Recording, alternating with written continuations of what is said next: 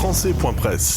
Je suis Rachel Brunet et aujourd'hui j'ai le plaisir de recevoir Karim Bouamrane. Bonjour Karim. Bonjour Rachel. Vous êtes aujourd'hui candidat à l'élection présidentielle après un parcours déjà bien installé en politique, marqué notamment par votre réélection à la tête de la ville de Saint-Ouen-sur-Seine. On vous connaît comme élu, on vous découvre comme candidat à la plus haute fonction. Aujourd'hui, j'aimerais qu'on comprenne ce qui vous anime et surtout la vision que vous portez. Et nous allons aussi parler de la place que vous souhaitez donner aux Français de l'étranger et plus largement aux Français aux identités multiples dans votre projet national. Il y a plus de 2 millions de Français qui vivent hors du territoire national. Quand vous les rencontrez, comment est-ce qu'ils décrivent leur lien à la France et qu'est-ce que cela vous révèle de la manière dont notre pays pourrait mieux penser sa présence dans le monde ? Franchement, dans 100% des cas, c'est vraiment des belles personnes. C'est des personnes qui, chacune et chacun, mais ils ont vraiment une histoire. Il y a toujours ce côté, on est fier de ce qu'on a fait. On n'a pas la prétention de vous dire, monsieur le candidat, que vous devez faire parce qu'on n'est pas légitime, qu'on ne vit plus dans le pays. Et en même temps, on aimerait bien que le pays nous manque. Ils le disent pas comme ça, mais parce qu'il y a toujours une rupture sur le plan affectif avec leur pays. On ne part pas par hasard. C'est choisi, parfois c'est subi, mais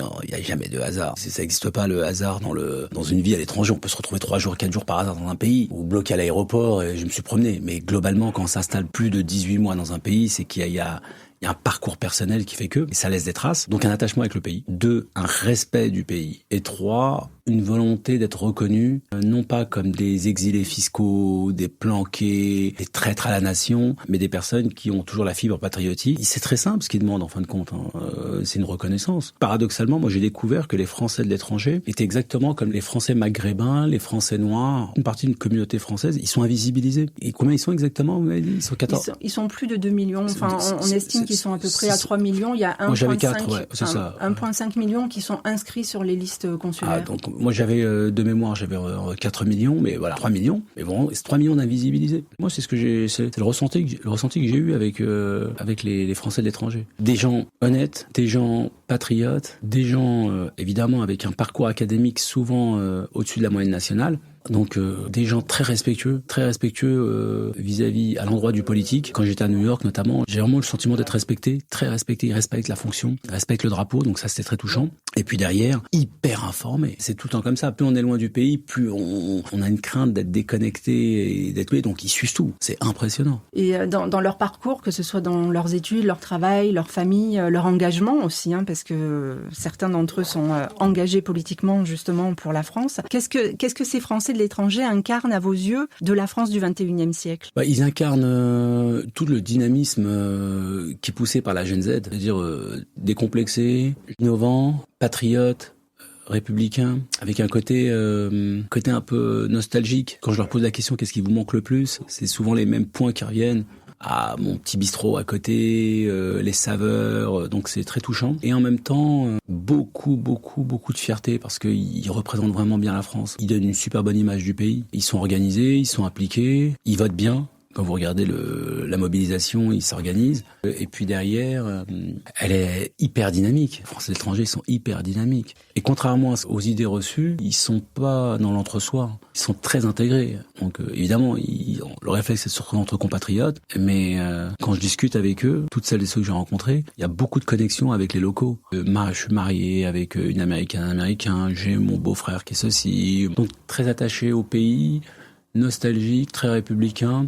Très au fait. Si vous êtes élu président de la République, comment est-ce que vous souhaitez que la France les considère et les intègre, surtout intègre ces Français de l'étranger dans le récit collectif ? Ils seront traités de la façon avec laquelle le président de la République les conçoit.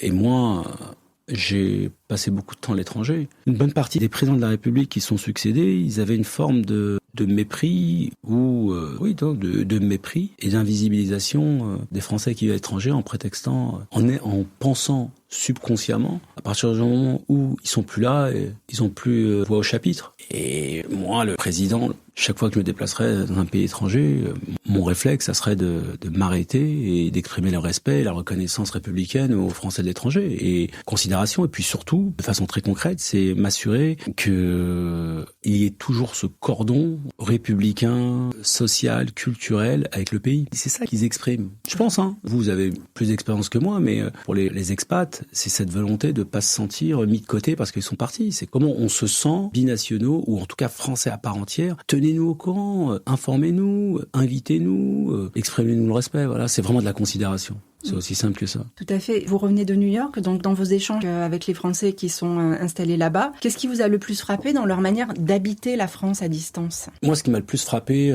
c'est même ceux qui disaient « moi, j'ai plus rien à voir avec la France, c'est derrière moi ». Bon, ça, c'était pour se justifier. Il y avait tout de suite un mec qui renvoyait au fait qu'ils sont hyper attachés à leur pays. Là, on voit la fibre patriotique, elle est forte. C'est quand on part à l'étranger qu'on se rend compte que notre fibre patriotique est forte. Je les ai sentis hyper patriotes, je les ai sentis inquiets aussi. Inquiets de la tournure que le pays prend en termes de risque à ce que les extrêmes prennent le pouvoir. Ils savent ce que c'est, Trump. Donc, ils savent qu'il faut pas jouer avec ça. Donc, Le Pen, Mélenchon, ils savent que c'est une forme de populisme, que ce soit à l'extrême droite ou l'extrême gauche. Ils sont très responsables, vraiment très responsables. Et je les ai trouvés très protecteurs vis-à-vis de l'État-providence. C'est pour ça que pour tous ceux qui nous écoutent, les Français de l'étranger, notamment ceux qui sont à New York, c'est pas des libéraux, le loup de Wall Street, les caricatures, c'est vraiment des enseignants, des cadres, qui soit des conjoints de suiveurs. Ils se sont retrouvés, ils sont partis à une aventure, des directeurs d'école. Ce sont des personnes qui font du bien, franchement. Pas dans l'assistanat et dans la solidarité en même temps. Et eux qui vivent, surtout ceux qui sont à New York, ils disent mais franchement, faut se battre pour protéger le système français. Les retraites, c'est pas donné à tout le monde. L'universalité des soins, c'est pas donné à tout le monde. Le logement social, c'est pas donné à tout le monde. Le fait que la justice soit gratuite, on peut avoir des avocats commis d'office, de qualité, c'est pas donné à tout le monde. Voilà, c'est... Il faut peut-être partir de la France pour se rendre compte de la chance qu'on a d'être français, en fait. Il faut être malade une fois pour savoir à quel point la santé, c'est important. Il faut perdre un être cher pour comprendre qu'il y a des choses dont on doit relativiser l'importance. Faut avoir perdu une fois une élection pour comprendre que c'est dur de perdre. C'est comme ça, c'est la vie. Derrière les trajectoires individuelles des Français de l'étranger, il y a une idée plus large, en fait, celle d'une France qui ne se pense plus seulement depuis ses frontières, mais comme un ensemble beaucoup plus vaste. Avez-vous le sentiment que la France se voit encore comme un pays essentiellement centré sur l'Hexagone, alors même que sa réalité humaine, économique, culturelle est de plus en plus globale ? Tout va dépendre des dirigeants politiques, économiques et culturels. Le savoir-faire français s'exporte de plus en plus, on est connu et reconnu, mais il y a toute une génération de politiques qui ont encore une vision des années 50, 60, ethnocentrique, colonialiste, nostalgique de l'impérialisme, et cette vision-là, elle est morte, c'est fini. Donc on est un pays vieux, dans le sens pyramide des âges. Donc vous avez espérance de vie qui peuvent atteindre jusqu'à 92 ans, 93 ans pour une institutrice. On a un taux de fécondité qui est à 1,56. Elle a avoisiné les 3 quand on était dans les années 50. Techniquement parlant, on a un pays qui vieillit, donc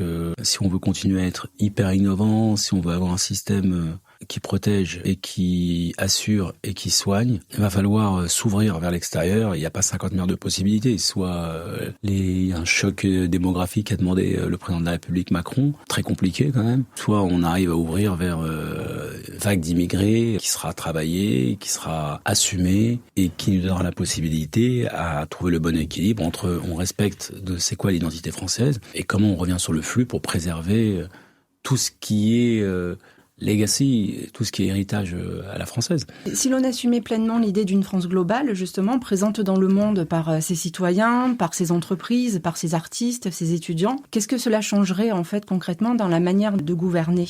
C'est déjà remettre le paquet sur la francophonie. La francophonie, c'est pas du fun, c'est le soft power. C'est montrer qu'on a un grand pays. Aujourd'hui, on est encore un grand pays parce qu'on est au Conseil de sécurité et parce qu'on a la capacité à avoir une dissuasion nucléaire. Mais faut comprendre que aujourd'hui, le monde change.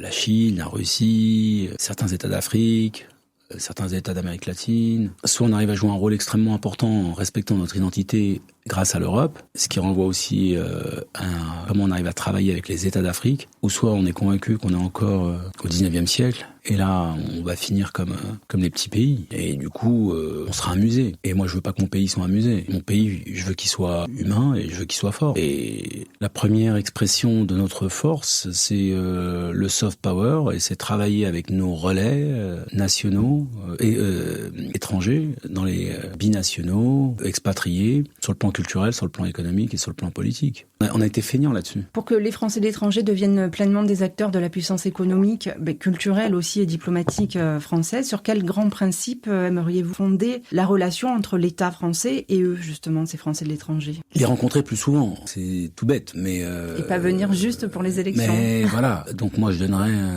là où le ministre en charge des Français à l'étranger, alors une feuille de route claire, déjà les rencontrer régulièrement et les informer de ce qui se passe. Donc ça c'est important, l'animation, c'est ce que j'appelle l'animation. Karim, si vous deviez résumer cette idée de France globale en une seule idée centrale, quel serait le cœur de votre message, ce que vous voulez que les Français retiennent quand vous utilisez ces mots? La France globale ? Ouais. La France globale, c'est les valeurs universelles, universalistes, hein. C'est ça pour moi la France globale. C'est pas la France impérialiste, c'est pas la France colonialisatrice, c'est la France avec des principes, c'est la France qui aime, c'est la France bienveillante, c'est la France qui se bat pour les droits des femmes, le droit de l'homme, c'est la France qui est portée par un principe d'égalité, c'est la France qui accepte ses immigrés, qui refuse les personnes qui entrent de façon illégale et qui n'ont rien à faire dans notre territoire. Et pareillement, c'est celle qui aide toutes celles et ceux qui, pour des raisons multifactorielles, sont amenés à aller vivre à l'étranger. Et un élément qui est important, les aider à rentrer. Parce que là aussi, il y a un sujet sur le retour. Votre candidature à la présidentielle de 2027 ne suit pas les trajectoires politiques classiques. Vous êtes issu d'un milieu populaire, vous avez une expérience dans le secteur privé, vous avez eu une carrière avec une exposition internationale. En quoi ce parcours vous donne-t-il une manière différente d'imaginer ce que peut devenir la France ? Je ne sais pas si mon parcours est différent. J'ai été élu depuis 1995, élu local. Avec 30 ans d'expérience, je suis en prise directement avec la quotidienneté. C'est plus de 35 000 communes, c'est 35 000 campagnes. C'est toujours le même principe. C'est comment vous faites pour améliorer la vie des gens concrètement. C'est comment ils se sentent en sécurité, comment ils se sentent protégés, comment ils ont la possibilité de pouvoir se soigner, de pouvoir se loger, de bien manger, de pouvoir se déplacer et de se dire je suis dans un pays qui me donne la possibilité de mieux vivre chaque jour. Donc à part le fait que mes parents sont ouvriers, je suis, comme vous regardez toutes les personnes qui sont en lice, je suis une des personnes les plus expérimentées sur le plan électoral et sur le plan politique. À part Édouard Philippe qui a déjà été maire, le reste, ils ont été parlementaires et ils n'ont pas été en prise directe avec la population. Et justement, votre question par rapport aux Français de l'étranger, le gros sujet que nous rencontrons aujourd'hui, notamment avec les Français qui vivent à l'étranger, les compatriotes qui vivent à l'étranger, c'est la déconnexion totale qu'il y a entre la reproduction des élites et la réalité. Ensuite, le fait d'avoir été chef d'entreprise, notamment dans l'high-tech, là effectivement ça donne la possibilité de mettre en avant ce qu'on appelle l'efficiency. Et quand vous bossez dans le privé, c'est bien d'être efficace, mais quand vous bossez dans le public, c'est encore plus important parce que on parle des fonds publics. Le public, c'est votre argent. Tout à fait. Quand vous pensez à la France, quelles sont les forces que l'on sous-estime et qu'il faudrait remettre au centre du récit national ? Ce que j'ai tout le temps, c'est la France, c'est en vrai un paradis que beaucoup cherchent à décrire comme un enfer et qui commence à s'effriter parce que on remet en question progressivement l'État-providence et surtout son financement. Vous vous rendez compte quand vous regardez les principes de notre République, liberté, égalité, fraternité et démocratie sociale et unie, indivisible. Je veux dire, c'est l'idéal de 1793, c'est exceptionnel, ce qui donne la possibilité à une bonne partie des Françaises et des Français qui ont une filiation avec le peuple à pouvoir être l'architecte de leur propre vie et à se dire je vais améliorer ma vie. Donc c'est beaucoup de pays où vous avez cet idéal. Donc vous avez déjà identifié deux grandes causes nationales, le logement et la petite enfance. Pourquoi commencer par ces sujets et qu'est-ce qu'ils racontent de la société que vous voulez construire ? C'est un bon point. Le point commun avec les millions de Français qui vivent à l'étranger, c'est qu'on a toutes et tous été enfant. Aujourd'hui, il faut sanctuariser la parole de l'enfant. Vous avez 3 enfants par classe victimes d'agressions sexuelles, vous vous rendez compte. Et 80%, c'est issu du premier cercle. familiale, proche. Pendant longtemps, cette question a été taboue. On était dans une logique de dédramatiser ou de désanctuariser ou de partir du principe que lorsque une affaire est classée sans suite, automatiquement, il n'y a pas de prédateur. Les prédateurs agissent toujours là où l'enfant est le plus fragilisé. Donc il faut protéger nos enfants. Il faut sanctuariser la parole de l'enfant, il faut sanctuariser la parole des parents lorsque l'enfant parle. Il faut mettre un cadre où systématiquement le principe de précaution prévaut. Il faut imposer, alors que moi je suis un défenseur de la présomption d'innocence, il faut donner plus de moyens aux magistrats. Il faut créer un fichier S pour pouvoir centraliser toute une base de données où vous avez les prédateurs, que ce soit les prédateurs condamnés, que ce soit les personnes impliquées dans des histoires d'agression sexuelle, ou que ce soit des personnes qui ont été suspendues alors que l'affaire a été classée sans suite. Parce que c'est pas parce que l'affaire a été classée sans suite que automatiquement la personne est exempte de tout reproche dans ce type de questions. Donc la première cause, c'est protéger nos enfants, droits de l'enfant. La deuxième, c'est le logement. Pareil, le point commun qu'on a tous, c'est qu'on recherche tous un logement. Qu'on soit propriétaire, qu'on soit locataire, qu'on soit jeune actif, qu'on soit retraité, qui ait un parcours résidentiel. Le logement, c'est le sujet numéro 1 en France. Il manque 500 000 logements. Il y a 12 millions de mal logés. Quand vous regardez le déni climatique dans lequel on est confronté, le premier sujet, c'est les passoires thermiques et le problème des familles qui vivent dans des logements où il fait 50 degrés. Les toits, ceux qui vivent sous les toits, que ce soit à Paris ou en banlieue, que ce soit ceux qui sont 3-4 dans une chambre. Donc c'est un vrai sujet, le logement. Et il faut que le logement soit accessible. Donc proposition très claire, la TVA elle est à 20%, plus qu'elle soit à 5,5 et que ce soit considéré comme un bien de première nécessité. Pour moi, ça, c'est déterminant. On ne peut pas avoir dans notre pays des jeunes qui rentrent dans le marché du travail et qui se disent « je ne peux pas me loger ». On a des jeunes qui ont de plus en plus de mal à trouver du boulot parce qu'ils rentrent de plus en plus tardivement. Et on a des jeunes qui ont de plus en plus de mal à pouvoir se loger. Et on a des personnes retraitées et retraités pauvres qui, à cause de la décote, ont de plus en plus de mal à se loger parce que même si quand elles sont dans du logement social, compte tenu de la perte de pouvoir d'achat avec leur retraite qui est par définition basse que leur salaire, vous avez un reste à charge à payer qui leur donne peu de possibilités de bien vivre. Revenons sur le concept d'identité française. En 2026, quand on dit être français, qu'est-ce que cela signifie pour vous dans un monde où justement nos identités sont multiples, où elles sont mobiles et où elles sont surtout assumées ? On peut écrire 1 milliard de littérature là-dessus. Être français, c'est écrit sur le fronton de chaque établissement public. C'est la liberté, c'est l'égalité, c'est la fraternité, c'est la démocratie sociale, c'est la laïcité, c'est la démocratie, le pays, la République est unie et indivisible. Ensuite, c'est ce qui fait la richesse de notre pays. Vous avez plusieurs régions, plusieurs histoires, plusieurs coutumes, mais le point de convergence, c'est le drapeau bleu, blanc, rouge.